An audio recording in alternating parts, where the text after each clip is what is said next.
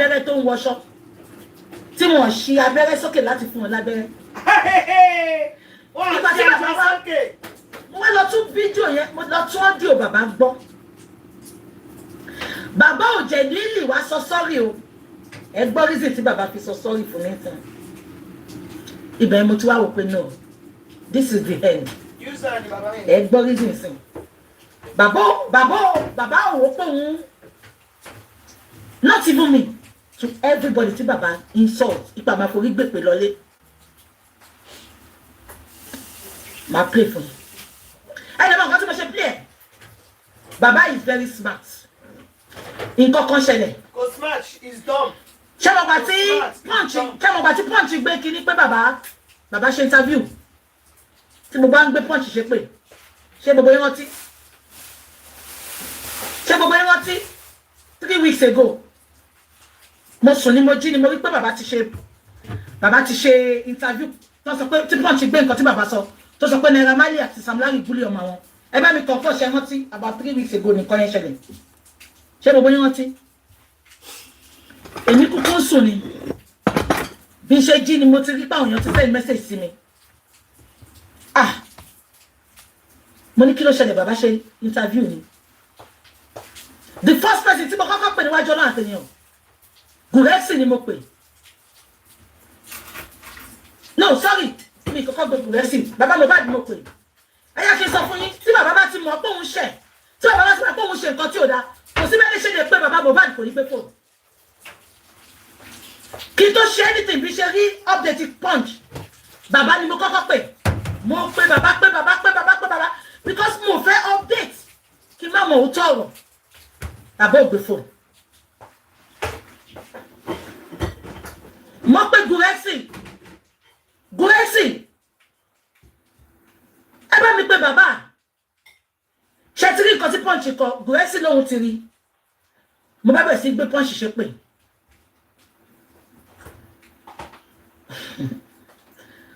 Mo ní Gùrẹ́sì. Ṣé bàbá ṣe interview pẹ̀lú punch ni? Ó ṣe.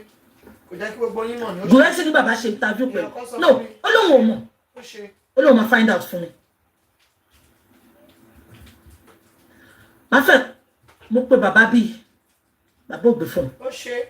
Òun ló sọ lọ́yẹ̀ lóní kó lọ sọ bẹ́ẹ̀. Wọ́n fẹ́ òun àtàwọn ìyàbọ̀ fẹ́ establish. Mi ìsúnmọ́jú jọ yẹn gbogbo ara mi ń gbọ́. Ṣé bàbá ìfẹ́ fọwọ́ àrẹ Naira gbà? Marley òun ni mo ṣe ń sọ pé ò gbọ́dọ̀ fún wọn. Nǹkan tí ń níyanjú. O tún ṣe lọ ń tẹnu mọ́ pé Naira Marley àti Sam Larry bully ọmọ ẹ̀. Àṣànà tó wà mẹ́gbàá tó mọ ẹkú gan. O ò ṣe interview kó sọ pé kọ́ lọ bẹ́ẹ̀ mú. Ìtorí ṣì tún ti sọ pé kọ́ lọ máa tẹnu mọ́. Naira Marley àti Sam Larry for no reason. Nítorí ìyàwó òjò wọ́n fẹ́ kí ìyàwó òjò wọ Nàìjíríà freely. A pe bàbá ògbé fún mi. Mo wá pe Gùrẹ́sì padà. Mo ní Gùrẹ́sì. Ó dàbí bàbá ti lọ sí church. Náà ṣe gbé fóònù. Gùrẹ́sì dẹ̀ sọ fún mi. Gùrẹ́sì ní bàbá ò lọ sí church. Ó ní bàbá ti mọ nǹkan tán ṣe ni. Mo ní kí náà ṣe. Ó ní ọ̀rọ̀ punch yẹn lòun bá bàbá sọ láàárọ̀. Ó lòun kọ́kọ́ pè wọ́n láàárọ̀. Ó ní mo ní sáwọn kóbì pé kóbì ẹ fẹ́ kí n máa fi gbogbo ẹnu sọ̀rọ̀. Pé ká ní pé mi ìgbójú sí tàbí máa fi gbogbo ẹnu sọ̀rọ̀. Lòun pè wọ́n. Ẹ tó máa sọ máa sọ tó bá ti tó. Bóun ṣe ń bá bàbá sọ̀rọ̀ lọ. Bàbá jáwé kúrò lórí fóònù. Bàbá ò gbé fóònù wọn láti gbà yẹn. Ó ní bàbá ò lọ sí church. Ìyábọ̀ Òjó ni find out fún mi pé ṣé bàbá ṣe interview. Òun ni mo jẹ́ ń pariwo pé Naira Marley owó damages ó gbọ́dọ̀ bá owó yẹn nu jẹ́ fún àwọn ọmọ aláìní ìyá àti bàbá wọn gbọ́dọ̀ gba 1p kọ́ máa gbé ẹnu kọ́ọ̀tù kọ́ máa lulẹ̀ ni. Sis mi kọ́ ni. Lórí burúkú family. Mo ní sọ ní another number bàbá lọ́wọ́ náà wọ́n ní but káwọn pé èèyàn kan tó súnmọ́ wọn tó wà ládùúgbò wọn tó mọ nǹkan tó máa bá wa òbí wọn wà ní. Wọ́n wá pẹ́ ní ẹni yẹn lóhùn òun ò sí nílé pé òun wà ní church pé but bàbá wà ní ibẹ̀ mo ti kọ́kọ́ ká pé Gùrẹ́sì ò parọ́. Ẹni yẹn wá ní kí ẹni yẹn pé bàbá kó pé bàbá a wà lórí fóònù. Ẹni yẹn wá pé bàbá gbé fóònù. Ẹni yẹn wá ń bá bàbá sọ̀rọ̀ bàbá ní kó máa bọ̀ lé but fún bó ṣe sọ̀rọ̀ ẹ̀ mò ń sọ fẹ́ ẹni yẹn pé bàbá ṣe interview. Meanwhile ìgbà tí bàbá ò gbé fóònù èmi ti sáré lọ update pé bàbá ò ṣe interview kọ́ disregard ẹ̀. Ṣé ń gbọ́?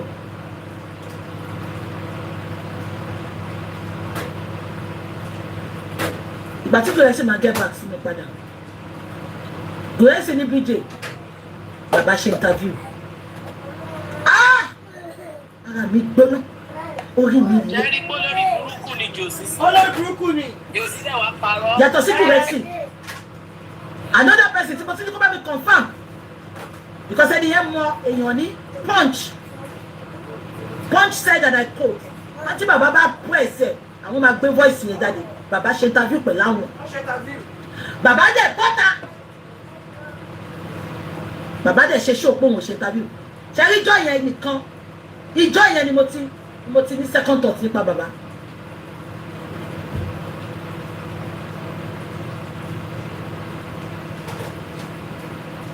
níwọ̀n ìgbà tí mò ń pe Gùrẹ́sì mo ní kí Gùrẹ́sì máa lọlé wọn pé wọ́n ṣe interview wọn wá ṣe interview wọn gbọ́dọ̀ bọ́ta because mo ní Naira Marley ò sọ pé òun kò sílẹ̀ wọ́n tún fẹ́ kẹ́ lọ kọjú ìjà sí ẹni tó fẹ́ ṣàánú yín ṣé bàbá yìí ń ronú ṣá. ṣé ń gbọ́ mi Gùrẹ́sì ṣàṣọ pé òun máa lọ pàtó Gùrẹ́sì sọ̀tì kẹ̀kẹ́ bá mo wà fọ́ọ̀tù láti pe bọ̀dámù wa mo ní bọ̀dámù wa báyìí ló. ó ti mọ̀ pé owó bọ̀dámù wa ṣàpè bàbá pé ọmọ bọ́ta lọ sọ̀rọ̀ fídíò wa sọ ní of recent ó ti mọ̀ pé owó yẹn náà lè gbé àwọn náà Naira Marley máa tún gbà lówó mobilization náà. bàbá ṣe tàbí bàbá yẹn dẹ̀ sọ pé tó bá kúṣe òun máa gbé voice ó lò bàbá yẹn lòun pè òun sọ pé pọ́ǹchì ló ń bá yín sọ̀rọ̀ tó kó ṣe báwọn tọ bàbá. èmi tó yẹ pé gbogbo ayé mi tẹ́lẹ̀ màá dúró pé bàbá ò ṣe kinní yẹn ṣẹ́ríjọ́ tí mo gbọ́ ti pọ́ǹchì yẹn ó dùn mí but ṣá lè blame wọn náà ni Ṣítù ló ní kán lọ ṣe interview yẹn kán máa tẹnu mọ́ Ṣítù ibi tó bá wà lẹ́nu pẹ̀lú ojú ẹ̀ tó ti rí bí orí okó yẹn ìkànnì ẹ̀ ó ṣẹ̀kẹ́ gidigidi Elégùṣì my sweetheart ayíwá ń kọ́tù ó tẹ̀yẹ pẹ́ gbé mi lọ kọ́tù my darling number ẹ̀kẹ́ head goal mo ti gbà lọ́wọ́ yín sí ẹ̀kẹ́ pọ́pọ́ mo ti gbà lọ́wọ́ yín Ṣítù ni mo fún Elégùṣì sweet darling Elégùṣì mo ti gbẹ̀kẹ́ lọ́wọ́ yín ayíwá ń kọ́tù bó tẹ̀yẹ pé mo ti sọ 4,700 kátó lè jọ̀rọ̀ ẹ bá dóhùn padà fún mi mo gba ẹlẹ́kẹ́ head goal lọ́wọ́ yín mo gba ẹlẹ́kẹ́ pọ́pọ́ lọ́wọ́ yín mo fi ṣe. now kí wá sọ tán ṣẹ́ríjọ Sunday ìgbà tí mo wá gbọ́ voice note bàbá mo wá ti ń gbọ́ káàkiri pé wọ́n ní wọ́n ni mò ń pa pé bàbá lòun ò rẹ̀ mí sọ́ni pé bàbá lòun ò sẹ́ẹ̀nì kankan sí mi òun ló jẹ́ kí n screenshot message wọn ẹ jẹ́ kí n sọ reason ẹ jẹ́ kí n play voice note bàbá kẹgbọ́n nǹkan tó ṣe send ẹ̀ sí mi mo dẹ̀ gbọ́ message báyìí mo ní so if it is not because of people that surround you that are for me that are helping you will not come and say sorry ibẹ̀ mo ti pé no bàbá is not I'm sorry he's not after justice. It's not after justice. He lost his Arifa, well done. Accepted. Good. Bàbá dẹ̀ ti sọ ó ti lọ sí mi. Ó dẹ̀ ti lọ sí mi lókè. Bàbá yẹn kọjá kó wá pọ̀ láyọ̀ bàbá tí ò tọ́jú ìyá náà. Wọn ò ní mi sẹ̀ tó bá kú mo sọ́rí. Ẹ bá bínú. Bàbá said it. Don't let anybody push. Ọmọ ò lè kú kí bàbá máa sọ pé kò fún mi lówó rí. Ó fi bàbá mo ti sọ́rí dáadáa bóyá. Mo bá ti fìyà jẹ bàbá yẹn ó fìyà jẹ àwọn òbí ẹ̀. Bàbá tó tọ́jú ẹ̀ 10 years I no see mommy. Ìyá ẹ̀ ló ra freezer fún. Ìyá ẹ̀ ló ṣe gbogbo nǹkan fún.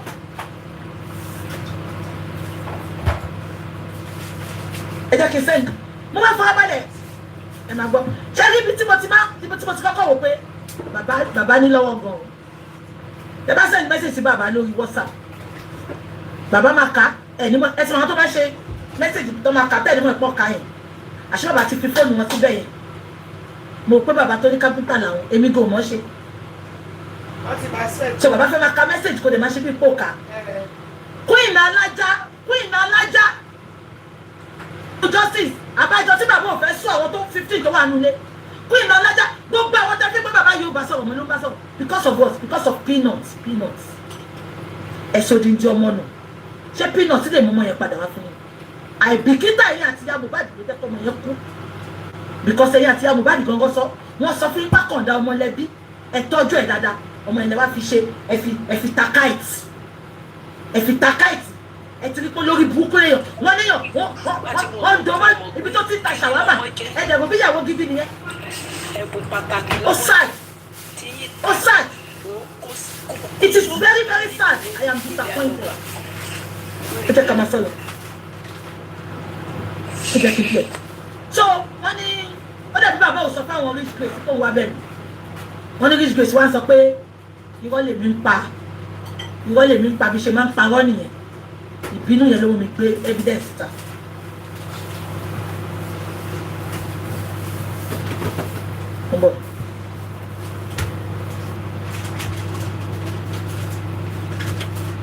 Benny Lion.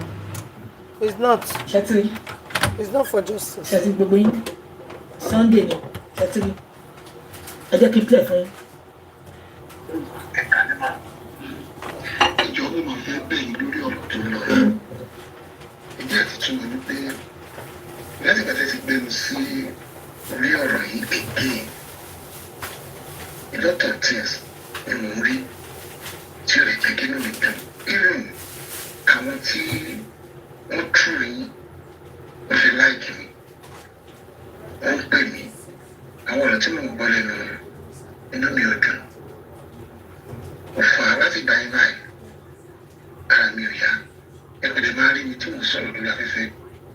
Ọkọ̀ máa ń hide a lot of things. Even láàárọ̀ yìí ní hospital ni mo wà. Màá send the picture yìí sí.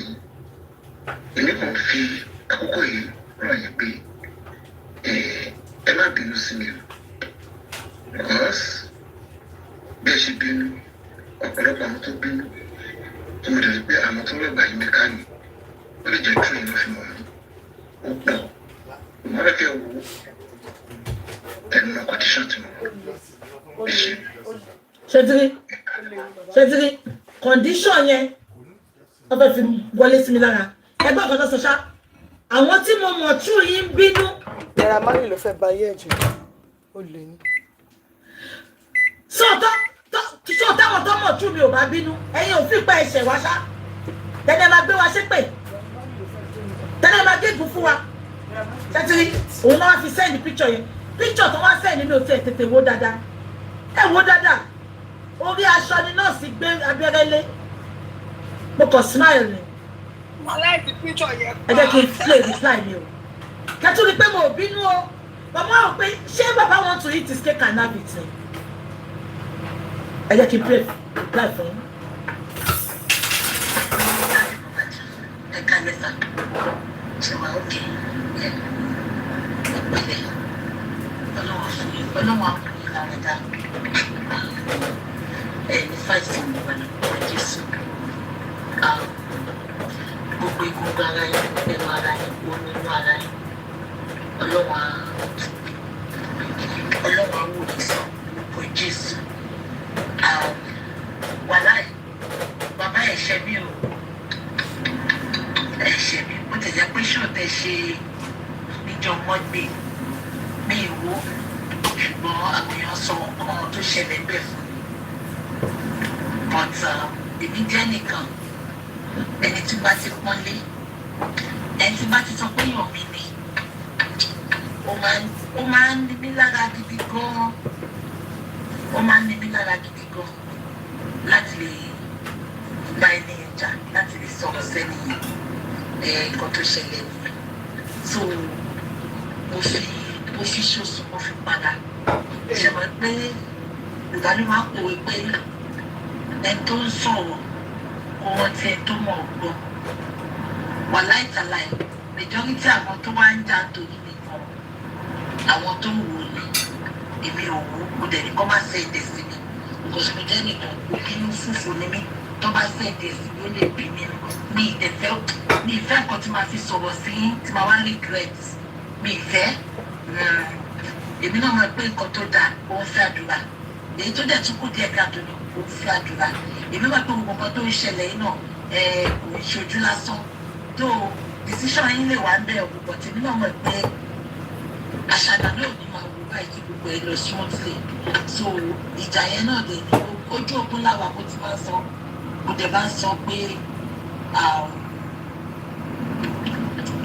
ọ̀tí tá a bá gba justice tá a fẹ́ tọ́lọ́run bá fún wa because sometimes ọlọ́run máa fẹ́ jẹ́ kí gbogbo wa yọ wọ́n kóun lè dá ṣiṣẹ́ yẹn because kò fẹ́ ṣe ẹ glory ẹ pẹ̀lú yẹn kankan àbí kò yẹ yẹn so ẹ̀ṣẹ̀ mi wàláìtàláì ẹ̀ṣẹ̀ mi wàláìtàláì ẹ̀ṣẹ̀ mi ẹ̀ṣẹ̀ mi o tẹ bá ṣẹ̀ mi ó tọ́ ìbùkún rí nǹkan tó ṣẹlẹ̀ mo dẹ̀ ṣàlàyé fún nǹkan tó ṣẹlẹ̀ because ó dàbò wọn náà. ṣé kí n tún ṣọ́ọ̀kì lady tó ra mọ́tò fún ẹ ló ń jẹ́ bùkún ìgbà tí lady yẹn ṣe mo sọ pé kò gbọ́ nǹkan tá à ń sọ but èèyàn kan máa interpret fún lady yẹn pè mí ó bínú gan ó bínú mo ní message ẹ̀ ń bí ó bínú olóhùn ò ṣe mọ́ kinní kan I swear with my living God èmi ni mò ń bẹ lady yẹn mo ní no mo ní má yọwọ́. Ashana tó bá mórúkọ ẹ lọlé babaláwo kó bá ṣàbúrú sẹ́ni yẹn. èmi ò ń ṣèkà tó yẹ pé màá sọ pé tó yẹ nǹkan ṣe ikú máa pa ẹ́ ni. gbogbo ẹ̀yin tẹ́ ẹ̀ ọ̀pẹ lọ dúró mọ́mì kan wà lọ́wọ́lọ́wọ́ give or take tí mo mọ̀ wípé mọ́mì yẹn donate sínú GoFundMe give or take $7,000. ìbùkún máa kó òǹgbèsè ayé yín ni ìbùkún kékeré tó kù mọ́mì yẹn náà pè mí apààyàn ó pa Mohbad wọ́n tún bẹ lọ́jọ́ sí bíjè má bínú tó bá mọ orúkọ bẹ́ẹ̀ tó bá lọ ń ṣe nítorí tẹ́ mo ṣe pé nǹkan tí mo ṣe you are somebody I love you. ìbùkún sọ́nà ó ní lẹ́jẹ̀ Amẹ́ríkà tó lọ́mọ pọ́tò fún ó láwọn pẹ́rẹ́ ọ̀tẹ̀ fẹ́ kó mo súnmọ́ Nàìjíríà rárá ó ní bọ̀tù òun rí sísítà nínú mi òun rí èèyàn dáadáa nínú mi ó ní lẹ́yìn justice gan òun máa wá kí mi we are one now. mọ́mí yẹn ní BJ wọ́n ní mo mọ̀ tó bá ti yọwọ́ èmi náà yọwọ́ èmi ni mò ń bẹ mọ́mí yẹn gan wọ́n láti wò pé wéèyàn ó lọ́mọ yìí níwájú Ọlọ́run àti ènìyàn lánàá wọ́n send voice note sí mi wọ́n ní BJ continue being yourself £500 lọ fún mi nípa àwọn tí ń expect kí n condemn bàbá yẹn mi ì bá bàbá bẹ̀bẹ̀ ń bíbá yìí o mi ì sọ̀rọ̀ on behalf of anybody mọ nǹkan tó bá fẹ́ ṣe ní kẹ́sí o ìbá lọ dáwọ́ sí èmi mo wà nínú justice but mo kàn wà lẹ́yìn mo ti sọ fún mi o mi èmi kàn ń sọ because èmi yá mo jẹ́ nìkan mo ní sọ pé torí mo ń bá ìrìn ìjà kí tiẹ̀ wá bàjẹ́ àbí kí wọ́n sọ pé ẹ má ṣe mọ ìyọwọ́ yín ṣé nǹkan tí mo sọ ti yẹ yín it is now you people's choice if I see anything concerning Mohbad I will talk about it tí fídíò ẹ bá gbé nǹkan máa post ẹ tí ìmúnáìsà bá gbé nǹkan máa post ẹ but if I see anything please don't say what I see don't I will still talk about it but concerning Baba Mohbad and everything we want I will sit back because I will be honest with you you all are putting your water in a basket.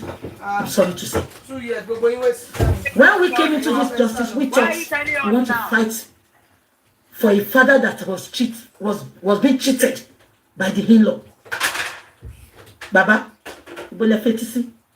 Ìgbà tí Dàgbà sọ pé òun fi 72 million sínú àkáǹtì ìyá Àṣànà, mo dìdí pé wọ́n ni. Mo nílé lásán gan. Evidence ni fún yín láti rí sùúrù Àṣànà. Bàbá ò dá mi lóúnjẹ ni. Bàbá ò gégùn fáṣànà àti ìyá ètò gbọ́ $72,000. Ìjọ mi ni mo lójú ìjọ ló jẹ́ kí n sùn. Àwọn sọ pé Tani ọmọlógo tó sọ kò ṣe kíní kan. Wọn náà máa gbégùn lọ ní. Ẹ máa gbọ́ lọ tẹ́lí pé mi ì ṣèyàn. Ọmọ tó máa àti ẹ̀kọ́ ló máa ń fẹ́ fídíò sí kọ́kọ́ bó translate. Ó dẹ̀ pè mí. Ó dẹ̀ lémi náà wò pé bàbá ìlọ sọ. Ó bínú mi nípa ọkọ̀ yìí kò bínú. Ṣé kó fẹ́ pé mo ń bínú sí i? Èmi ni mo tún bẹ̀ kó kó má bínú sí i. Èmi ni mo tún bẹ̀ kó má bínú sí i. God bless you today.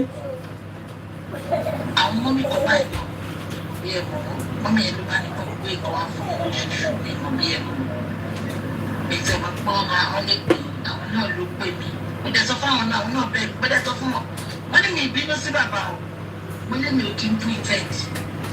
Mo ní bàbá sọ pé ibi tá a ṣe dé òtítọ́. Ìpè mi lè sọ pé. Ó lè ó ṣàmàgbó lọ lọ́wọ́ ọmọ ọlọ́mọ ó lè bàbá Mohbad gbogbo ó tẹ gbà lọ́wọ́ ọmọ yẹn tẹ́ ẹ̀ fi ṣe nǹkan tó fẹ́ kẹ́ ṣe owó yẹn àìsàn lẹ́ máa fi wò. Lọ́ọ̀yà yìí ò lè mọ̀ pé ti gbàgbọ́dé tẹ́yìn bá sọ pé kò gbàgbọ́dé ó wà òkè ṣùgbọ́n nǹkan kan tí mo kàn ṣe ní máa bínú ìgbé dídí ẹnìyẹn bá padà wá bàbá wa ní Mohbad lọ torí nínú ẹgbẹ́ Mohbad tẹ̀lé lọ ìgbé Mohbad tẹ̀lé lọ nǹkan kan tí mo fi ní máa bínú ṣùgbọ́n lọ́wọ́ ẹ̀mí ìbínú sí ọlọ́run ìbínú sí lọ́wọ́ àwọn ìlànà dá o ẹ má ronú àsìkò tẹ́fẹ́. Ó gbá kó tó ronú. Bàbá Mohbad wá wọ́ kómà. Bàbá Mohbad máa wọ́ kómà.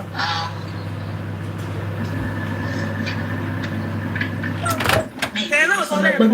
Ó ní òun lọ́wọ́ òun wá ṣùn tí bàbá sọ pé ṣé òun lòun ni Liam lóòótọ́. Ó náà máa ń fa gbogbo ọjà. Ṣèbó ó wà lórí péjì mi náà mo post ní ìjẹta bánà tó sọ pé àwọn òkè tán fámílì àwọn. Pé Mohbad kọ́ ló ní Liam. Ìkọ́tà yìí bá fẹ́ sí ẹ̀fẹ́ yẹn ká fi ṣàtúnṣe tó láwọn èèyàn bí mi lè parọ́ àwọn a lot of people bínú gan but ìkọ́tà yìí bá fẹ́ ká ṣe ká fi parọ́ wà fún wọn òun ní kẹ́yìn send message sí mi máa débi iṣẹ́ sí sómi nílé pé ṣé nǹkan tí mo sọ ẹ̀yìn ẹ̀mí gan. Àwọn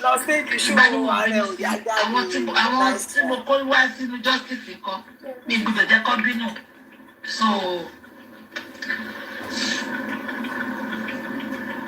ṣé pọ́kàn tí mo sọ ẹ̀gbọ́n kan tí mo sọ mo ní bàbá nǹkan tẹ́ bá fẹ́ ká fi ṣàtúnṣe ẹ jẹ́ kí n mọ̀ ṣàtúnṣe bàbá ẹ jẹ́ gbọ́ mẹ́sẹ̀jì mi kò reply mi dé ní because kò fẹ́ àtúnṣe.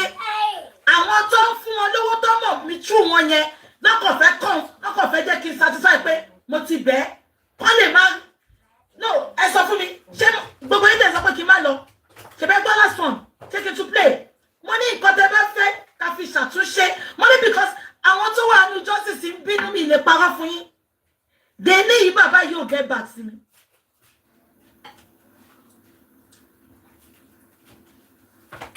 Tí n bá bínú mi ní sọ bẹ́ẹ̀ Ọlọ́run dẹ̀ rí pé mo bínú Sunday lélẹ́yìn ìṣẹ̀lẹ̀ o dé ní ìbàbọ̀ reply mi ó kàn mọ́mọ́ ṣe léyìí because irú àwọn ọ̀bùkún àwọn mọ́mì tí mo sọ pé so I have some people that are loaded phone call níṣẹ́ mọ́mì a ní ìdílé báyìí ẹ fún wa níye báyìí. Àníwọ̀n yìí dúró ni pé kí justice tán ó dín ilẹ̀ lọ ní bàbá máa lọ́wọ́ bá mi sọ fún ọ.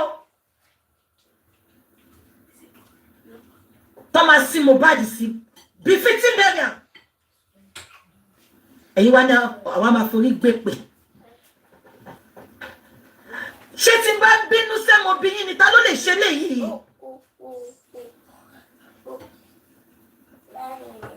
Náà ẹ jẹ́ kí n sọ àwọn tó wà ń jẹ ọ̀rọ̀ yìí. Wọ́n pe woman kan ní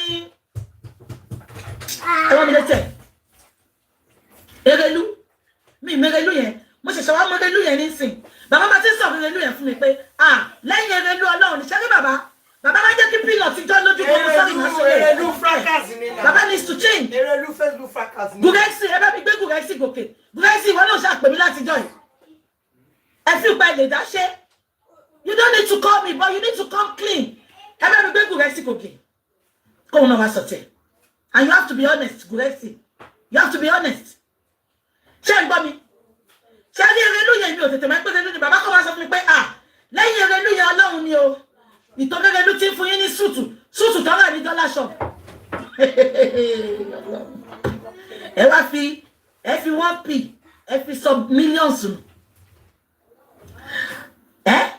àwọn ọmọ ìwà àwọn tó lè sọ̀rọ̀ àdéhìí tẹ̀pẹ̀ family ẹ̀yin gángan sọ fún mi náà bàbá ẹni olówó kan nu family yín ẹni tẹ́ kọ̀bọ̀ kò fún yín rí nínú justice kò bá yín dá sí mú ìwà náà kẹ̀rẹ́ mélòó ni ṣe fẹ́ sọ fún mi ṣé mo ìwà ti ná 5,000 fún yín nínú justice yìí àwọn tẹ fẹ̀yìntì rẹ̀ ẹ wá tẹ̀ wá lójúmọ́lẹ̀ ẹ believe pé entitlement yín ni ẹ believe pé iṣẹ́ wa ni láti wá justice fún yín ṣé wá jẹ́ Nigeria police ni bàbá ẹ ṣe mi o ẹ má pè mí o tó ti bá ṣe tọ́sìn àtẹ̀yìn àti mú ìwà mo ń block èèyàn mo yìí mo ṣe fún yín èmi ò ń block èèyàn ló máa ń block rẹ̀ bọ̀ṣẹ́ ní gbogbo àwọn soldiers tó wà ní justice ẹ ò wọ́n ní apology o bàbá rẹ̀ tó sọ pé bàbá òṣèwọ́ ẹ má yẹ ká bú bàbá wọn ò ní bú yín lóòótọ́ o bọ̀ ẹlẹ́dàá wọn ẹ apology bàbá ṣe é pé mo sọ kí nìyẹn mo lọ́dọ̀ méje kọ́rọ̀ yín kó dàbí ọ̀rọ̀ fínà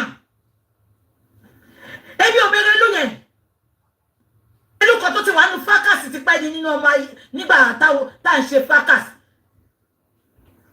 mo ní sọ Erelu yẹn kẹ̀rẹ́ bàbá sọ pé erelu yẹn náà mọ erelu yẹn mọ ó mọ ṣìtù ṣẹ́rí pé bàbá inú kòtò ayé ló wà báyìí ọlọ́run tó bọ́ ń bẹ̀ erelu yẹn pa bàbá olórí burúkú ṣògbọ́nlábàṣà of Ìbàdàn àti sani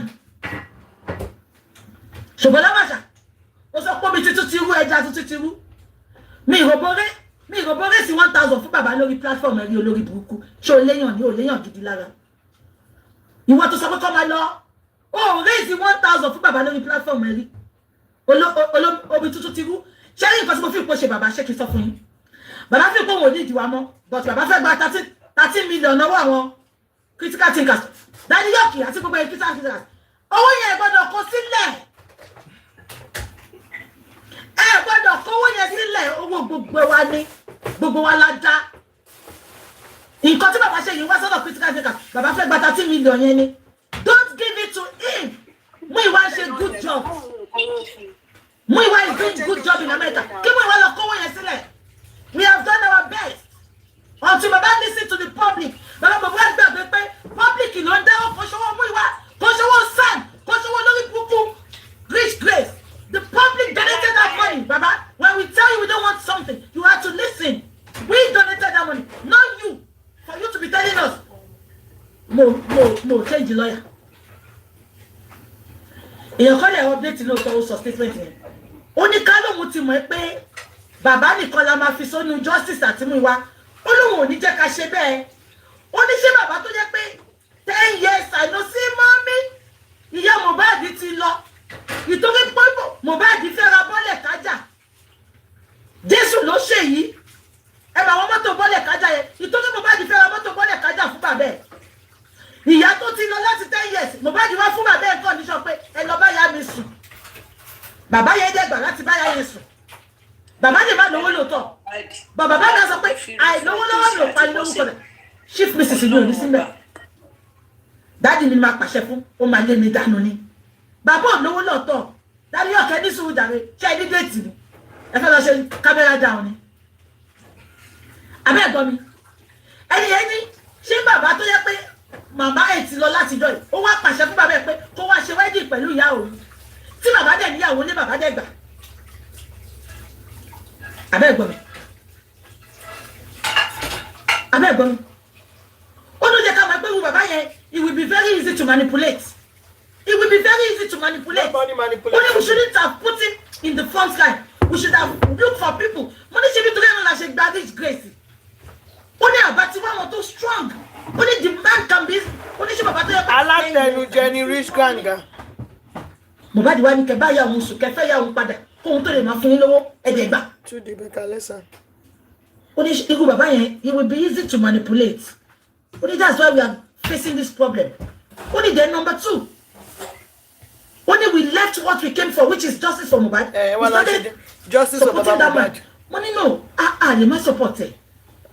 He looks unkept. He looks. That boy did not support him at all. After Mohbad, Baba Mohbad ṣẹ̀ṣẹ̀, Baba Mohbad dàbí Baba 75 fún gbà yẹn. Baba Mohbad ṣẹ̀ṣẹ̀ look young ni. Money gbogbo náà là ń ṣe pọ̀. Daddy Yorkie. Over to you, going with our pẹja ndo yẹn.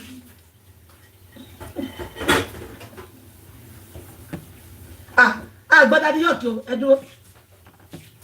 Am I audible? Yeah, you are. You are, Baba mi. Olóyìnbó sọ. Láti òyìnbó wèrè kankan má lọ mute ẹ o. Daddy Yorkie ló sọ̀rọ̀ yẹn. Honorable Yorkie. Ẹ má dáhùn. Only Iron Lady DJ. Thank you for all you do for justice. This time, at this point in time, I must appreciate everybody in justice for Mohbad. Even the negative energy, we appreciate you. Yeah. If you're not giving us the negative vibe, we'll not be doing what we're doing. A quick recap. Let me say this so that today we mark the history. You know, when critical thinkers came by, we were of the opinion. We were 7 then, and we were of the opinion that the people in the house, because we listened to the CTC, the Corona inquest, Wumi in page 142 of the Corona Daniel, 1 minute, please. I want you all to listen attentively. This man talking here is very intelligent. Very intelligent. Emma, hello. Emma to patronize anybody for So please listen to him. An important Emma tell this time around. Emma patronize anybody for. So when the critical thinkers we look at the CTC of the Corona inquest, especially Wumi's disposition, Wumi made it clear that Mohbad died in the house in page 142 of the CTC of the Corona. She stated it. They asked her, Fadile asked her, and she said, and I quote, that Mohbad died in the house. So the critical thinkers had that ideology that whatever happened to Mohbad is in the house. And if we're going to get headway, it will be questioning the people in the house, which has been the motto of the critical thinker since when the critical thinker were brought on board June, July last year. And the former lawyer that was, in charge, there was a day we were opportune to be on the call with him. And we asked that, can we sue the people in the house? And he told us that Corona is that let us be patient. After the Corona, we can then go ahead.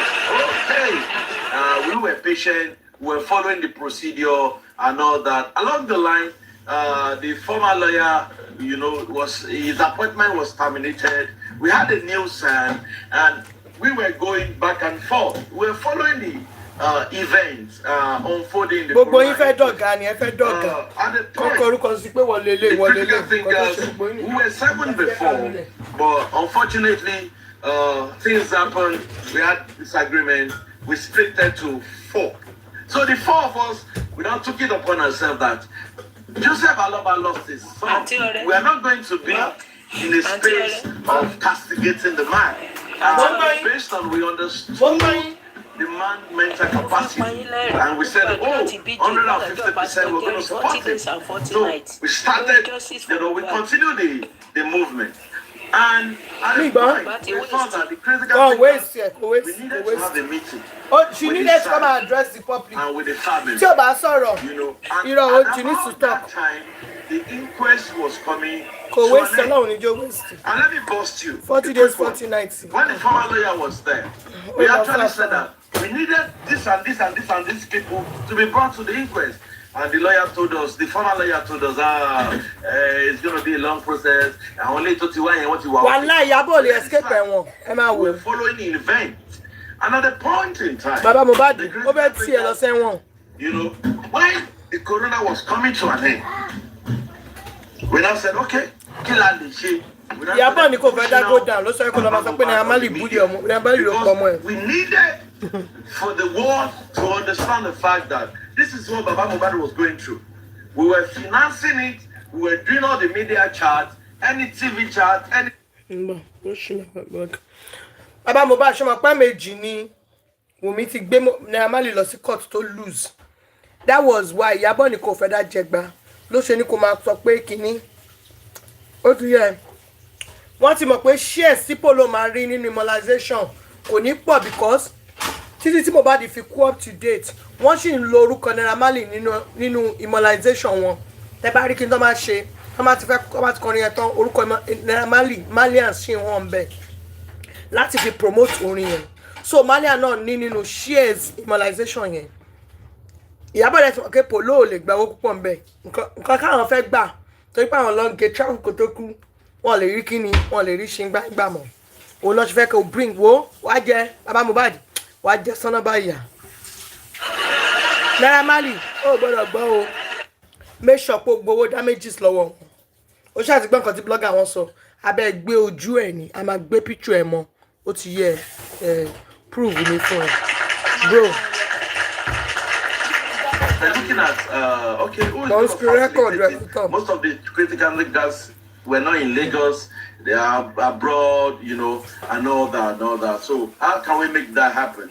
We now say, okay, let's reach out to each stop. We now consider, okay, each stop we go with Baba. we have the meeting, each stock will be online with us, then blah, blah, blah, vis-a-vis what you have. But we find out that the cost of bringing each stock down to us, the critical thinkers and the son and the family, is going to be very, very on the high side as regards finance on the critical thinkers. We said, okay, instead of bringing the son, let us make do with Rich Grace.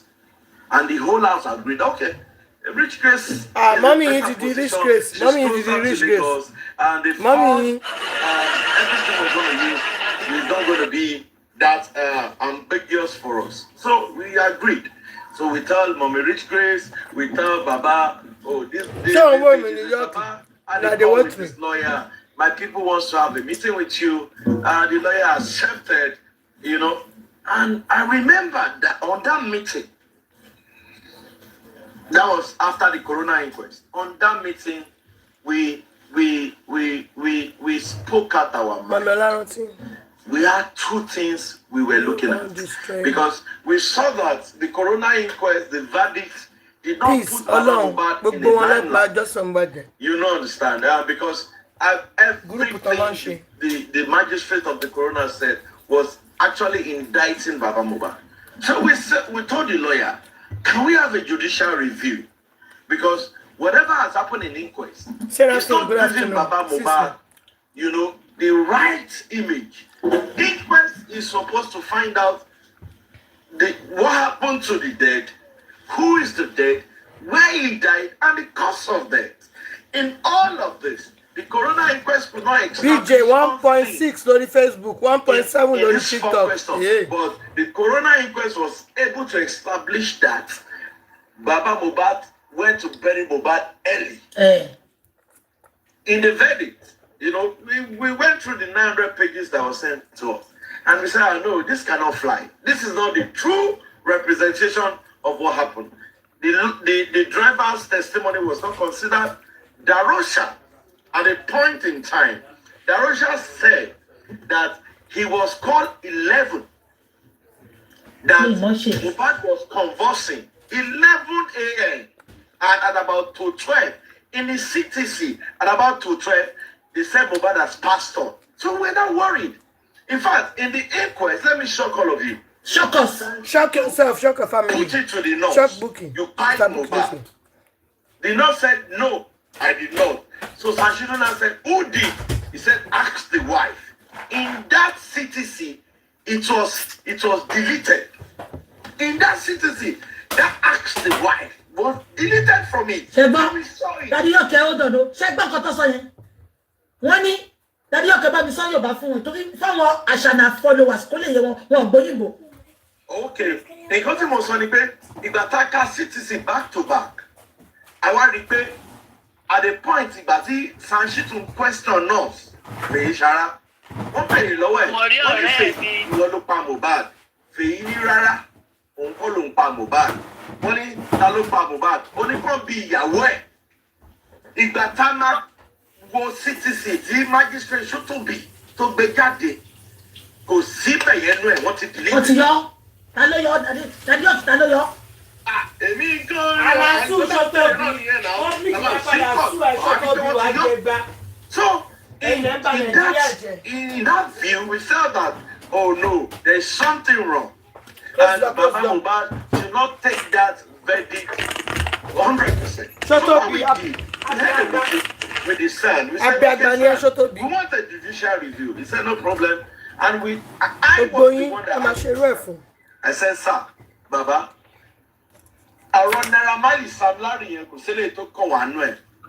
Wọ́n ti sọ Wùmí sọ ní corona inquest pé Mohbad kú sínú ilé ni. Inú ilé ló yẹ ká wò. Mo ní ṣé a lè sú àwọn tó wà nínú ilé. Bàbá ní kí ló dé a lè sú wọn náà. But Baba placed us on one condition. Wọ́n ní ká jẹ́ kí CTC àti recommendation jáde. Pé tá bá go through it, a máa rí pé Wùmí gan wọ́n indict. In all honesty, that's what he told us. And at the point, Tani Baba Ella, Mama Baba tell so San, San, that's what San told us. Okay, we were calm because we have it at the back of our mind that it's a justice thing and we will never cry more than the bereaved. So we were calm. So when the recommendation came out and the verdict and the citizen, 900 pages, they sent it to the critical thinkers, page by page. Gbogbo àwa mẹ́rẹ̀ẹ̀rin yẹn ajókòtì. God bless Sanolaide. Ọlọ́run bá mi dúró ti gbogbo yín. Ẹ kó ṣì lọ. Gbàdúrà fún critical thinkers o. Ẹ kó ṣì ẹ dárúkọ yín kẹ kó ṣì lọ. Critical thinker lórí burúkú o. Kọ́ tí gbogbo yín gba justice for Mohbad DNA. Ẹ fẹ́ wá relevant. Justice for Mohbad. Bàbá Mohbad. Ẹ fẹ́ wá relevant. Kọ́ máa pẹ́ So ilẹ̀ ṣe we bẹ́ẹ̀ now ilẹ̀ went through the ṣàwò. 900 pages Ẹ̀yin lẹ bàjẹ́. and we're now picking out. Ọlọ́run á pín gbogbo yín lérè. Ìgbà táwa rí 900 pages yẹn. Àwọn máa ní káwọn lọ fún àwọn tó wà nínú ilé. Ẹ má dáhùn. Àwọn olórí burúkú. Ọlọ́run máa pín gbogbo yín lérè. York. Ọlọ́run máa pín gbogbo yín lérè. Gbogbo yín Ọláìdé Tósìn gbogbo yín tẹ̀ ń ṣe critical dummy. Ọlọ́run á pín yín lérè bẹ́ẹ̀ ṣe bá mu justice for Mohbad jẹ́. Nítorí pé ẹ̀yin kọ́kọ́ gbogbo àgbáyé ló wá justice fọmọ yẹn. Ẹ̀yin kan wá gbé sórí ara yín torí pé ẹ fẹ́ jẹ́ kó sọ pé ẹ̀yin lẹ ṣe kò ní bá mi yẹ gbogbo yín lápapọ̀. Ẹ lè wá fún mi o. Wọ́n máa mọ̀ pọ́ ni mi o. Má fún yín jẹ. A kò ti sọ justice for Mohbad ó ti di fracas already. Wo ayé yín máa bàjẹ́ ni. When your lawyer will tell the whole world that we do not stand against this justice. Just like the way Falana did. When you remember, Falana jáde ńgbà kan tí wọ́n dájọ́ kan tí ò suit to clients here. Yeah, Olúmọ̀gbà. Yes.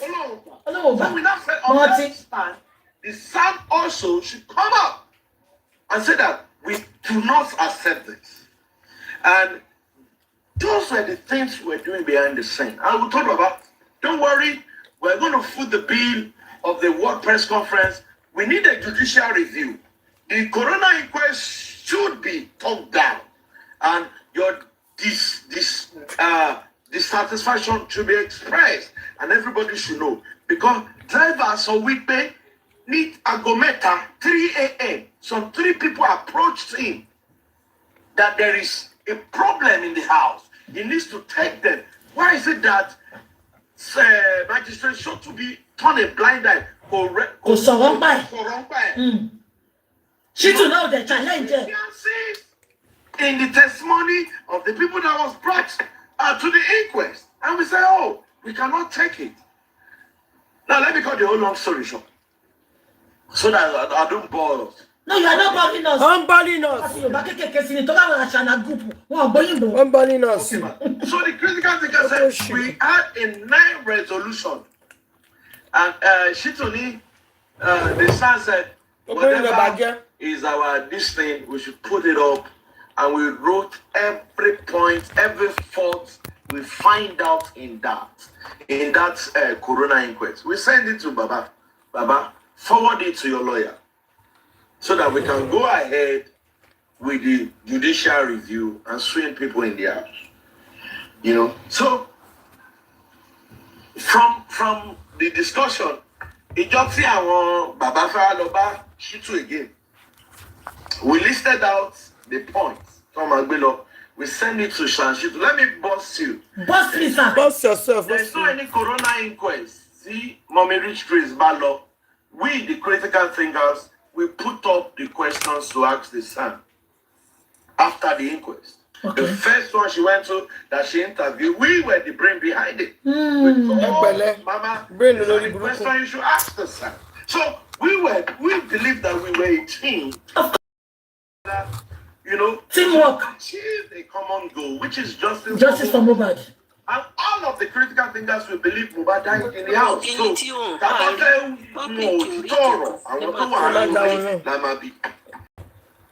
so at a point in time,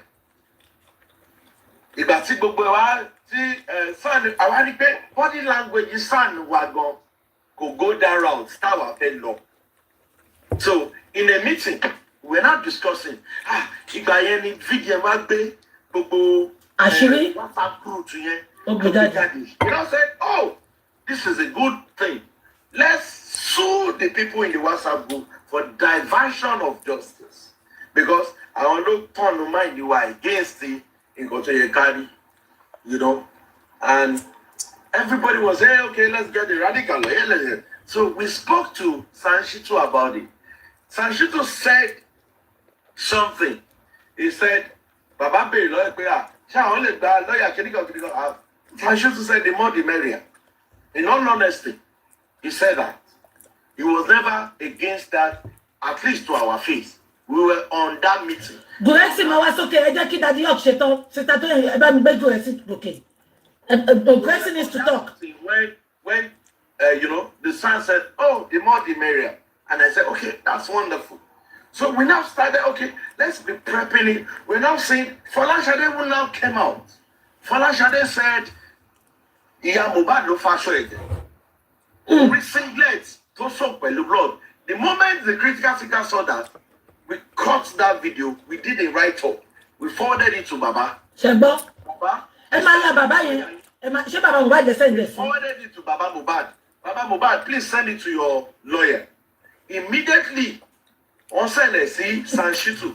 Sanshitu put up a beautiful write-up and send that thing to Abuja. Baba was invited to come to Abuja. You know, so that Baba fell on Abuja from day 1 to day 20. We prepared. Baba went to 60 pages. Thank God for Guresi. Guresi was the one that. Me Guresi bill. I did send me request me yo. Guresi was the one that printed out all those documents that night. You understand? I will send it to the family. When I belong.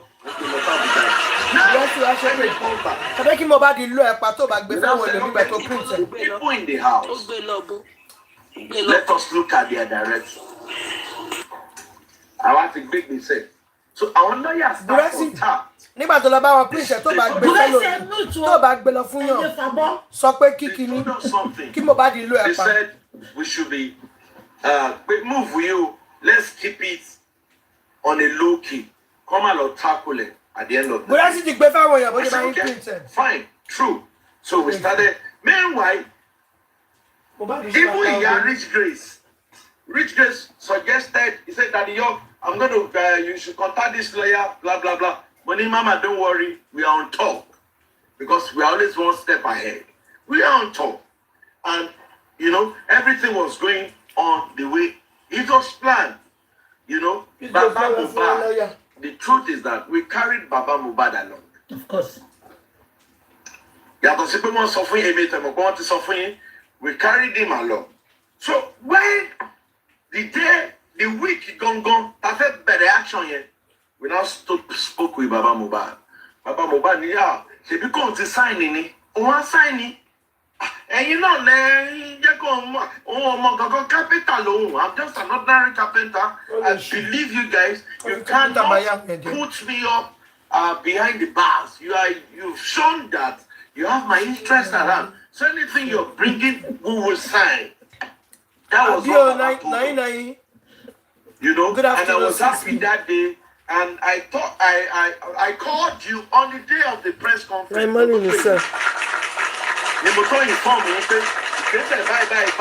God is our son. Good afternoon. And you asked me some cogent questions. I'm going to have to cross order again. I'm not going to say that. I said, we cross that order, that everything is fine. You said, oh, glory be to God. Everybody was happy.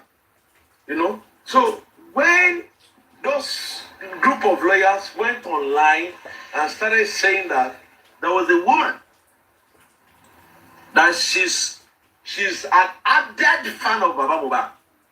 Although she life in her say Rich Grace. Rich Grace, PRO, Equity, Equity, Lori TikTok. Then Baba Mohbad, they were with Sanshitu that day. So he shared. But to our greatest surprise, the Baba Kroni meeting Sanshitu here, but we were able to gather that Shitu, they didn't tell Shitu what was going on. It was just Rich Grace, PRO. PRO was representing Muyiwa. PRO is Muyiwa's friend. And PRO is staying in Muyiwa's house from my findings. You understand? So Okay, they now said, can you go? Baba come to Rani,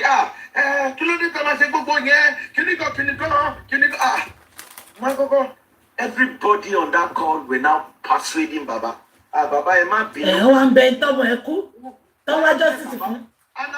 I didn't say a thing, I was just thinking that, what is going on? Why will people be begging Baba Mohbad to do the needful?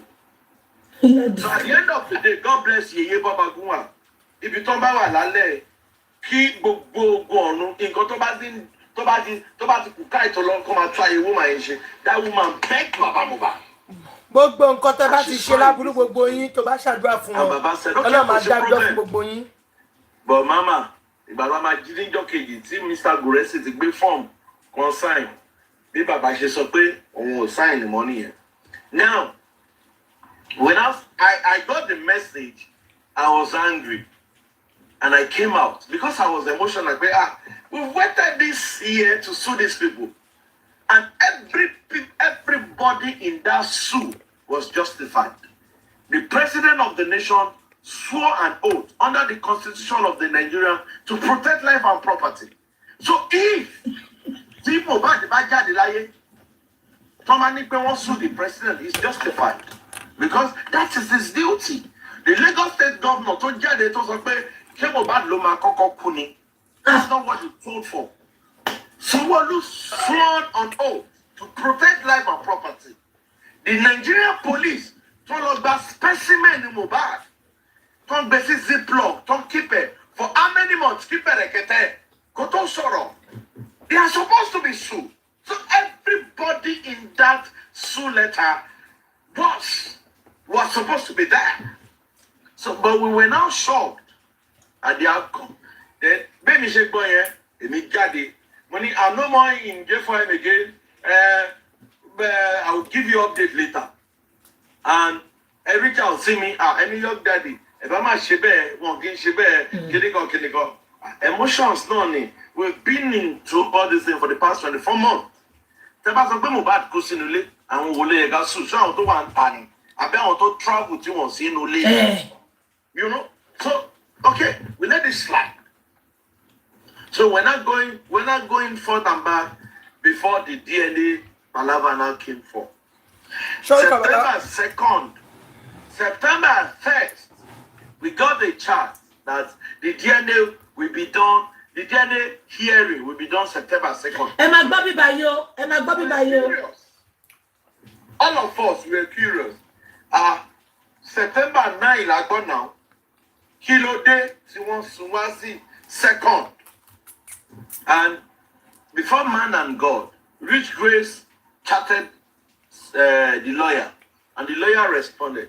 When they chat here for their lawyer contacted him that it is changed to September 2nd. We were worried. Okay. At a point in time, Rich Grace. If it doesn't meeting, why is it more to come up by September 2nd? Should be September 9 in Bukuamo. Time for July. So there, I think she chatted with Sanchito. Sanchito now replied. She now forwarded message to Sanchito replied. Sanchito we want contact him. Can you go? We're not like, how would they just contact you? That they've changed the date from 9 to 2nd.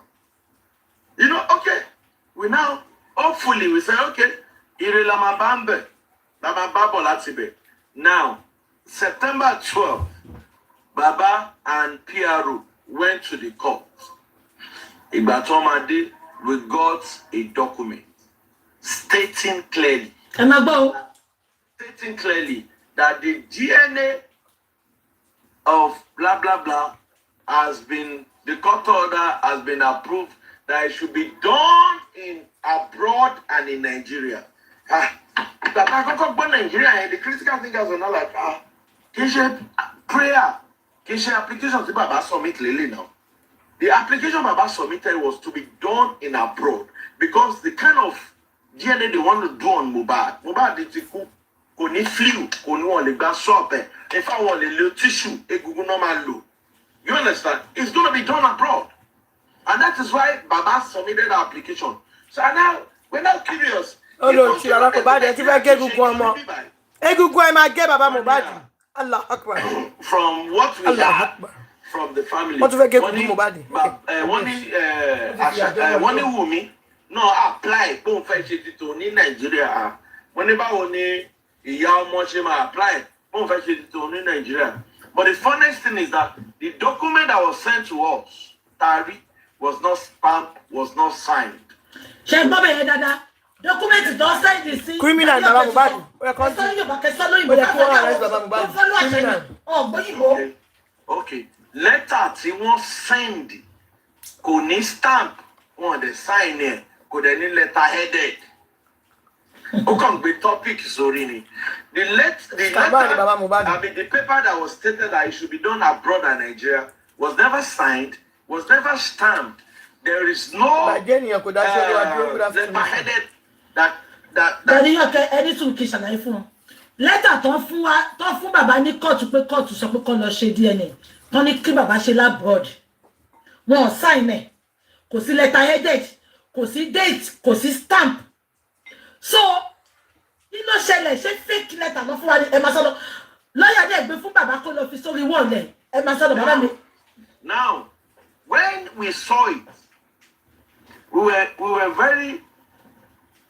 were very curious to know that why would they put up a document still won't sign, still won't stamp. After how many days later, Awari CTC, one stamp of CTC, one sign it. In fact, CTC one fi stamp by year again, one to sign here. If it was something, wait a minute, what is going on? So the critical figures were now forced to call an emergency meeting. Emergency meeting, everybody justice for Mohbad. Meeting. We're not asking. Emergency meeting, we're going to fill up Mohbad. At the bit Baba justice for Mohbad. Send the CTA. Then to post no repeating. Kò ní signature, kò ní stamp. Ibo letiri. Ta ló extracted for yín. You know? But Baba, hey, you know everything you do in life gets education. Baba, me the fourth one by Baba. Baba, no polo yin ti dàrú. But I was so surprised that Muyiwa was defending that document. Ṣé ń gbọ́ Muyiwa? Muyiwa bẹ̀ sí lọ mo gba àjànà náà ṣe prayer, Wùmí ṣe prayer, wọ́n grant prayer, Wùmí ni all the get prayer we now asking. Àní Muyiwa ti fẹ́ ṣú àṣànà ló pọ̀. Breaking news. Muyiwa ti ní òun á fẹ́ àṣànà. We're not asking Muyiwa. But this document was not signed. The one that was signed was stating that ele ton sign by ton stamp to toruko court jáde.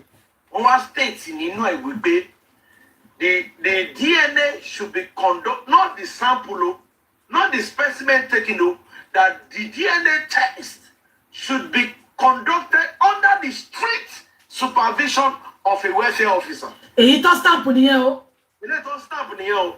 Then he now went further to say that the representative of the parties should be present during the DNA test. By the cow money here, because critical thinkers. So indirectly, kí ló sọnù bẹ́yẹn? Wọ́n lè ṣe labroad. Indirectly, anything abroad was nullified. Ibo ni critical thinkers sọ pé no, this is wrong. Àtúnṣe pé bàbá àti Muyiwa ni Muyiwa bẹ̀ sí defend the document yẹn sẹ́. Pé document here, we know on grant, and I was like, why is this man going back and forth on this document? But in continuous source, you don't even have to be a lawyer, Latimo, because if the welfare of Thomas Betty report abroad, they call to one very lower welfare officer called to pay here in supervise the abroad and rather. So technically, want to knock off everything you're bringing from abroad. And Muyiwa was defending it.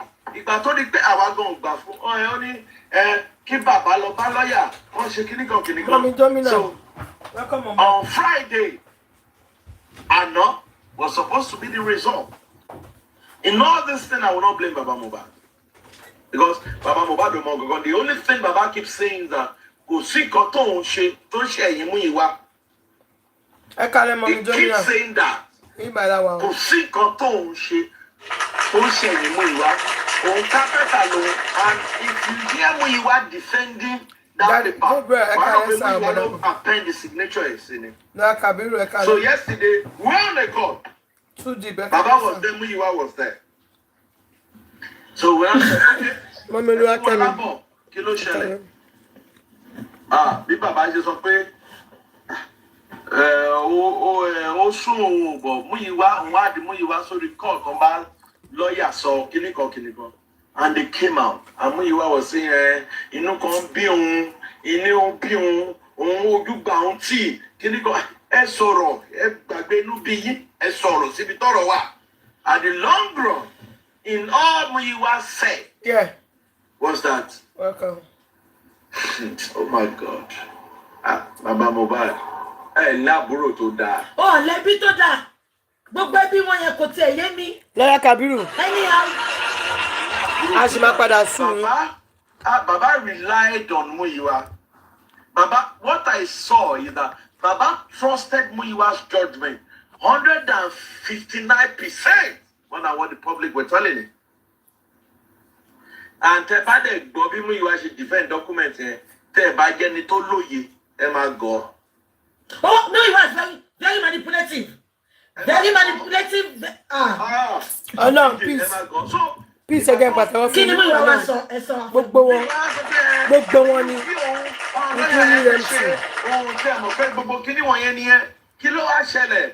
Ṣé ibo la ti wá fẹ́ ṣe báyìí? Ó ní nǹkan tó wà ní pépà yẹn ni o. Nàìjíríà ni o. Approve that. Esma, the first person that spoke. Emagbo, this is what break the camel's back. The first person that spoke, he said, Mr. Múyìwá, I am highly disappointed in you. Nǹkan tí ọmọkùnrin yẹn sọ nìyẹn. Mr. Múyìwá bá on mute. You cannot say that. Kíníkan. Wọ́n ní Mr. Múyìwá èmi mo moderate, calm down. Ó ní no. You should talk what you mean. Ó ní Mr. Múyìwá, ṣe fẹ́ gbọ́, as a matter of fact, we are disappointed in the Alobas. Yes. And the funniest thing, that is, Múyìwá ní, how can you insult the Alobas? Àṣàdágbé yìí ṣépè mí. Àbàtì làwọn lóhùn. Àbàtì láwọn ìwà àti bàbá. Àbàtì láwọn ìwà. Àdúgbò ìṣẹ́gun ìwà lọ gbé ṣépè. Tó sáré lọ sí pọ́ǹsì. Ó mà ṣe o. Orí pé àṣìírè gbàgbé. Mama, you know the funniest thing? When Múyìwá said, pé ọ̀rọ̀ yẹn tóbi jù, ó dẹ̀ drop ní kọ́ọ̀lù yẹn. Ó drop off ní kọ́ọ̀lù yẹn. Ó drop lórí call because wọ́n sọ pé wọ́n wà disappointed. Múyìwá dropped. Ẹkún ló kù tí bàbá He was. Múyìwá jealous.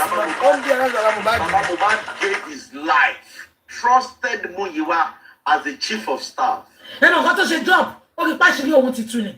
Wọ́n Múyìwá backstab ẹ̀. Ẹ wá jẹ́ kí n sọ kíní kan lórí kọ́ọ̀lù yẹn. Mo tún béèrè lọ́wọ́ Múyìwá. Mo ní èmi gangan fúnra mi mo béèrè. Mo ní Wùmí ti ń lo picture yín for the past 2 weeks back to back. Kò write any caption. Mo ní, are you dating Wùmí? Ó bú sẹ́rin.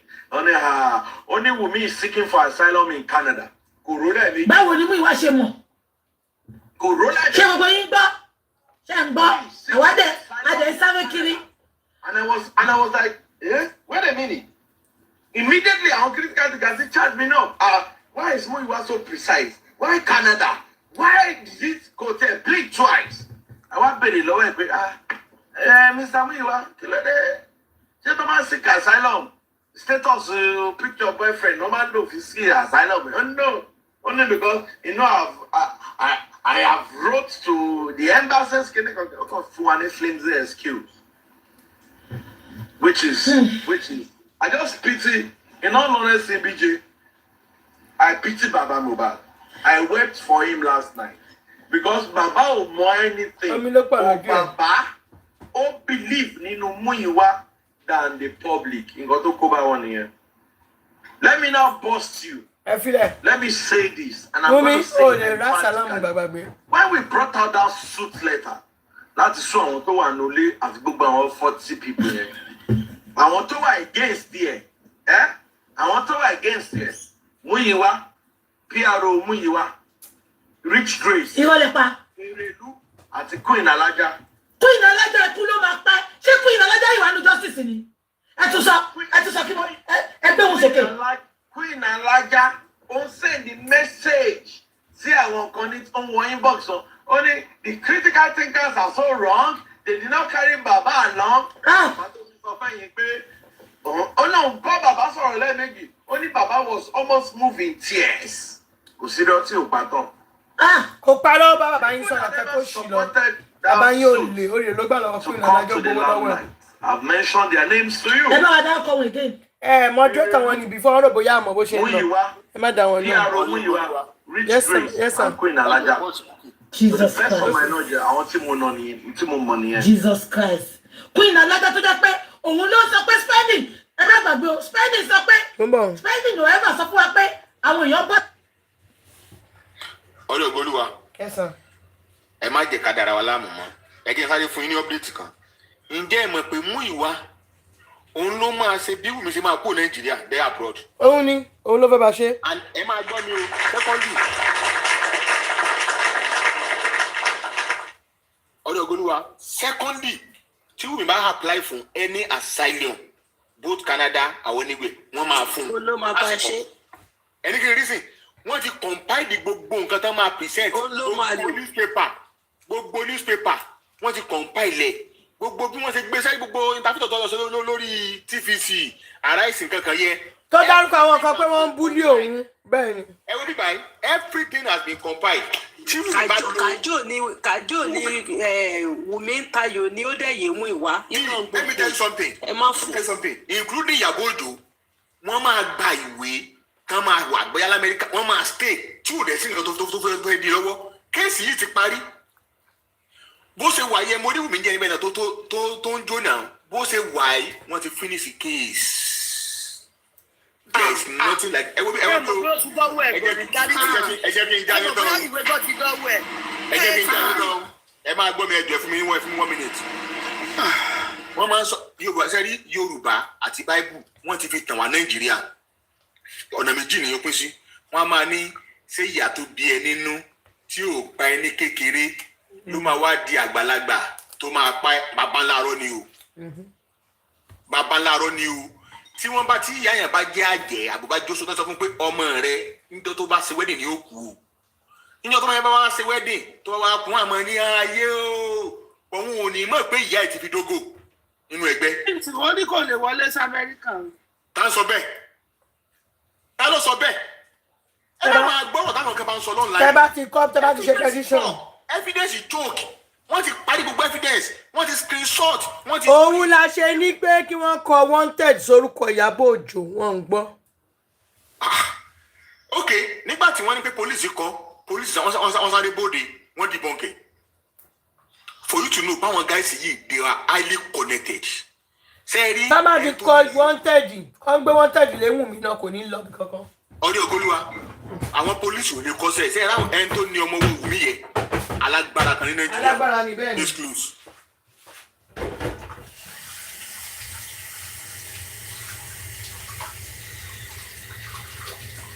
Tó bá jẹ́ pé kíní tó bá jẹ́ pé òótọ́ ni kí wọ́n ní mú ìwà kí ni èròǹgbà mú ìwà nínú ìgbésí ayé Ìdòsí Alọ́ba. Kí ni owó tó wà lọ́wọ́ ní ọmọ yìí yẹn? Owó dìfẹ́ǹdì wọn ni. Owó tó wà lọ́wọ́ ní ọmọ yìí. Lọ́yà Kàbírù wọ́n gangan ló ba justice jẹ́ wọ́n parí. Wọ́n rán gùrẹ̀ sí Múra yé mo sá o. wọ́n rán Rich Grace wá. Rich Grace ni wọ́n rán kó wá parí sẹ́yẹ. Rich Grace. Níjàjọ́ nìjẹ́ sọ. Ó dẹ̀ ti ní evidence tó ìgbà tó ń dóra wọn ó ti ṣe gbogbo ẹ̀ fídíò. Kí lè ṣe máa yí kí lè ṣe Jòsí fún àwọn pípì yìí náà. Tẹ́ mẹsẹ̀ Kí ni ìwé ṣá? Ó láìpẹ́ owó, Jòsí láìpẹ́ owó. Tẹ́ mẹsẹ̀ Jòsí. Onídòkúdò ni. Sẹ́rí Rich Grace yẹ wọ́n ló gbé wá. Sẹ́rí ẹ máa gbọ́ o kò ń ṣe gbogbo àwọn tó ń bú àwọn èèyàn online ni wọ́n ń support bàbá Mohbad tó ń bú Wùmí ru. Bẹ́ẹ̀ni. Actually they are in your team láti máa get information pẹ̀lú nǹkan tí bùkún ṣe látàárọ̀ gùrẹ́ sí ló jábọ́ fún bùkún pé òun lòun mú Sasitu wá and president dínà láti ẹjọ́ yìí kókò kì í sóhun sẹ́rí àti Bùrẹ́sì o àti Rich Grace ìgbà tí gbogbo àṣírí àwọn èèyàn tú tán náà wò pé àṣírí ti tú tán tó lè mú wá fún bàbá yìí bọ́n ti lọ mú Rich Grace wá nìyẹn bíi kọ́ńtrátì ni. ẹ̀yin pé kàkà àwọn kútíkù dọ́mì àwọn kútíkù dọ́mì náà fẹ́ sọ àwọn èèyàn wọ́n ní Rich Grace ọ̀pọ̀ ọ̀mà fáwọn ní lọ sànù ẹrántí ọlọ́pọ̀ ọ̀mà fáwọn lọ́ọ̀yà. Rich Grace nìkan olóògbé lọ́jà wọn critical thinker àti Bukky. yọ́ọ̀kì wá sọ pé òun wá sọ pé kó má wọ̀ọ́rì wọ́n ló sọ pé òun fẹ́ fáwọn lọ́ọ̀yà. ó ká gbogbo wọn ṣe fàájì Mohbad tó bá táyé wá kò sí fámìlì ìyá o rest in peace. tó bá táyé wá yóò dira. bọ́ọ̀ máa jẹ gbà á lè rí justice mọ́ bọ́ọ̀ máa jẹ gbà o. Ọya Kàbírù kí ló ń ṣe yín? máa gbọ́ lọ ẹ máa gbọ́. ẹ má ro mental health. ẹ̀yẹ́ máa rò láago mélòó lẹ́fọ́ máa rò. èmi kan ṣe jẹun tán ni mo ṣọwọ́ mo jẹ bọ̀kọ̀tọ̀ mo jẹ smoke turkey mo jẹ awó mo jẹ pọ̀nmọ́. For the record sake, when those lawyers group of mo dẹ̀ fi chicken náà sínú ọbẹ̀ tí mo wọ́n ní wọ́n fẹ́ fún wa ní bill. kí ọmọ kó bá mi. Ọlọ́pàá budget ni. What was their budget? It was 3 million. Nínú 3 million yẹn, 14 people raised that 3 million. Bẹ́ẹ̀ni. Critical thinkers, the lover of justice for one, fẹ́ kí n dárúkọ wọn, but the remaining 13 people are combined. I raised 3 million. Million. So we now, for their first send my own. tranche, Mommy Dominant, definitely definitely. 1 million to them. And ìgbà tí wọ́n lè. Mommy Dominant, bàbá yín send tọ̀dọ̀ yín. Ẹ send lion 50 kí bàbá yín fi send ẹ.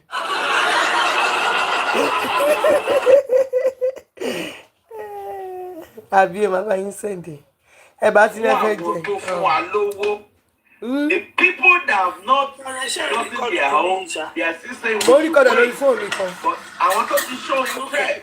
Màá lóde sórí TikTok ẹ má wọrí. Their money to the kì í ṣe àwọn tó máa gbowó tó máa jẹ owó. Ọlọ́run ò ní jẹ́ 13 million yẹn nìkan ló kù lọ́wọ́ yìí sì ẹ̀kọ́ yẹn dání bí àtàbá wa ṣe tán o bóyá kọ́ lọ fi ṣe statue Mohbad tí kò wò dùn pé support ta fún nìyẹn ó tán ẹ má kọ́wọ́ kankan fún wa àwọn olórí burúkú mú ìwà ìṣiṣẹ́ níbi tó ti ń gba 7 figures owó gidi níbi ìwà ìgbà mi tó ṣiṣẹ́ kò lè náwó náírà fún bàbá ìjọ kan olólórí burúkú bí òun ṣe bẹ́ẹ̀ dé gbogbo yẹn máa gbọ́ ibi táwọn people use wa dé mo wà lórí fún pẹ̀lú mú ìwà àti bàbá ó ní pa bàbá ṣe bẹ́ẹ̀ dé pé kí bàbá lọ síbẹ̀ bàbá lóhun olówó mọ́tò ó mọ̀ ń sọ lójú mi bí ó kò bẹ́ẹ̀ máa fún bàbá lówó mọ́tò kò lè fún bàbá lówó mọ́tò sorry bàbá lóhun olówó epo kò lè fún bàbá lówó epo tó máa fi rapo sí mọ́tò jọ́nà ó dẹ̀ ní kí bàbá lọ sí bẹ́ẹ̀ dé pa òun nínú àwọn olórí burúkú family wo nìyẹn àwọn èèyàn dẹ̀ ń kówó sílẹ̀ wọ́n ń kó gbogbo ìsílẹ̀ ẹ̀dẹ̀ appreciate wọn so bó ìwà lè drop fóònù mọ́ ilé tí pé ẹ̀ ń bọ́ alọ́ba ìgbà táṣà náà ń gbé wọn ṣépè wọn mọ́ pọ́n bá lọ́ba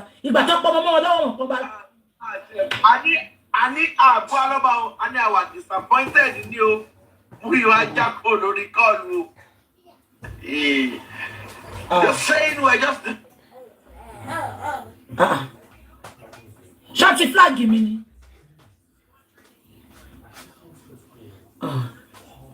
wọ́n ti flag wa ẹ ṣáà máa wò ó ti yàn. Nǹkan tẹ́ di freeze. kí ló wá ṣẹlẹ̀ báyìí. Madam Mọ́dé Olúwa. Yes ma. Yes sir. Ẹ bá mọ Yomi rí káyọ̀dé lọ́wọ́ ọ̀nù ẹ o kó èdè jáwọ́. I'm a true about that Yomi under the Tí wọ́n bá truck. gbé Yomi yóò lọ́wọ́ mú gàrí ni o. I'm a true about that Yomi under the truck. Kéèsì yẹ. I'm flag anti Bukky dey say because 2K now. I'm a flag yín now. Pẹ̀lú revelation yìí kí Yomi. Daddy Tudi. Ṣé òun ò lójú àbí kò lè tí? Wọ́n ṣe bí wọn ní àbí? Wọ́n ṣe bí wọn ọmọ tó ń ṣe. Kéèsì. The president go gbọ́n kankan. Wọn ò bí iye yẹn o kéèsì tó wà lẹ́yìn wọn ò bí iye yẹn bí àwọn kọjá ẹ̀ lásán. Múdù tó ń jẹ nínú kínní kò ní jẹ́ kó jáwọ́ ẹ fi Yomi lẹ̀. Wọn ò Ẹ má bí iye ṣe pẹ̀ yẹn. fún abuké. Ẹ má ṣe pẹ̀ fún abuké. Kéèsì tó wà Ẹ lẹ́yìn. jẹ́ kí igi ya ló ní. Tó bá fi lè mú critical thinker tó bá fi lè bóde nínú sẹ́ẹ̀lì wọn ìbáwọn lé àwọn èèyàn lọ ní pé àwọn fẹ́ lead náà wọ́n ti mẹ́ẹ̀tì wọ́tá ló wọn ẹni tó bá bí dánú wọn ká bá dánú wọn kó wá Nàìjíríà wọ́n gbàgbé sí gbèsè ni. Samsodi ọ̀yẹ́ tí o bá di next year bẹ́ẹ̀. Ó máa di next year nítorí tó máa di next year. MFM ti sọ náà Daddy too deep MFM sọ pé bẹ́ẹ̀ náà ló ti máa ṣọdún. Case closed. Ìyẹn máa ṣe December ó máa ṣe January 2026 bẹ́ẹ̀. Mo máa ń kó bá Mohbad ni. Ó mà wá ga báyìí o. Ó nígbà tí abóòjò bá dé kó tó fi lẹ̀. Wọ́n ní ibẹ̀ náà ló ti máa ṣọdún. Samsodi ló forí fagbọ̀gbọ̀ ìyàwó arí. Irú Samsodi ẹ̀ ní ìsìn báyìí ara àwọn àdégbé kan máa lò fún àṣàyàn òkú jẹ pé ara àwọn tó. Ẹ wo 2D ẹ má ti bẹ̀ tán. Ẹ má ti bẹ̀ tán. Tí ń bẹ tí ń lọ fà ó ti lọ fà. Àti Zainab wàhálà sọ fún lọ́dọ̀ pápá rẹ̀ pápá ní rẹ̀ ìfowó lẹ ká ṣe àwọn akọlọmọ ẹ̀kọ́ Àbí? ó ní kọ́ gbẹnu sọ. ní ìfowó lẹ sọ pé ká ṣe ẹni kan yọ àwọn orúkọ kan kúrò ń bẹ̀ the president the governor the this one okay obìnrin kan tọ́lọ́ máa bless wá bèrè ìbéèrè yẹn ó ní bàbá tó bá yọ gbogbo orúkọ yìí kúrò níbẹ̀ ní ọjọ́ kejì ó tó ṣe bá máa wà sáìn yẹn bàbá ní rárá bó ṣe máa gbé lọ́dọ̀ ṣìtù. wá ló bó pátá lórí. ṣe wípé bàbá gọ́ọ̀mù nǹkan tó ṣe why is he going to Shitu ṣáwọn ló ń sanwó fún Shitu ni. mi ìmọ̀ bó ṣe ṣe background yẹn mo ń gbọ́. I'm saying this in how many millions of people watching now? We have one. By next week, we're going to come out with a statement of account. The money is intact. I repeat, the money is intact. We made about 40 million when we're not talking about 18 those million, who are 5 million was given to Shitu. And we're going to request the statement. Ẹ jọ̀ọ́ dàdí ẹ jẹ́ kí n là fún yín o. Ìyẹn oṣòwò GoFundMe o. Eléyìí àwọn èèyàn ló dá sọ́dọ̀ àwọn critical thinkers. Kí lè lóde tó ṣe dá fún wọn ni pé wọ́n ní wọ́n fẹ́ máa dáwó sọ́dọ̀ bàbá bọ́ àbínú GoFundMe because wọ́n ná nínàkúnà. So àwọn critical thinkers kóra wọn jọ. Wọ́n ní ẹni owó tẹ́lifọ̀dì bá máa dá. Kò tẹ́ ẹsẹ̀ tó kàn wá. Àwa fọwọ́ GoFundMe bàbá máa ṣe àkáǹtì. Ṣọ́tí yẹn ṣọ́dẹ̀ yìí yàtọ̀ sí wọ́n tán fún Shitu tán yọ 25 million 10 million ló. Wọ́n sọ pé wọ́n ná tówó kankan o. Olórí burúkú Shitu dọ̀ tó ṣẹ̀kẹ̀. Ó ṣẹ̀kẹ̀ dídì bí àkàrà elépo. Ẹ máa sọ lọ. So, according to, we've heard a lot of, one message, one screenshot, but by next week, we'll get the statement of account ready.